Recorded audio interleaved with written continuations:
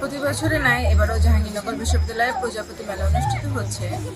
এই অনুষ্ঠানের মূল উদ্দেশ্য হচ্ছে সবাইকে জানানো যে প্রজাপতিকে কীভাবে সংরক্ষণ করতে হয়। প্রজাপতি যেহেতু এখন একটি বিলুপ্তপ্রায় প্রাণী, তাই তাদের সংরক্ষণ এখন খুবই জরুরি হয়ে দাঁড়িয়েছে।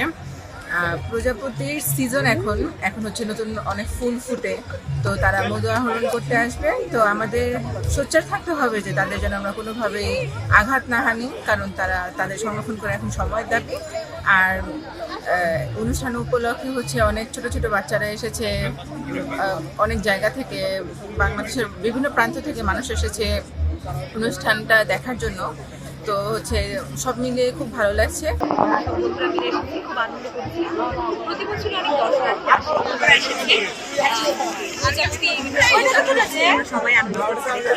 এখানে পরিবেশ বান্ধব অনেক তথ্য দেওয়া হচ্ছে, যেটা আসলে আমাদের সবার জন্য অনেক বেশি গুরুত্বপূর্ণ জানা। এবং ভিতরে শিশুদের চিত্রাঙ্কন প্রতিযোগিতা হচ্ছে, অনেক স্টল হয়েছে, ইউনিভার্সিটির শিক্ষার্থীরা অনেক কিছু নিয়ে বসেছে, অনেক ধরনের সুন্দর সুন্দর জিনিস। আমরা সবাই খুবই আনন্দ করছি এবং সবাইকে খুবই প্রাণোচ্ছল দেখাচ্ছি।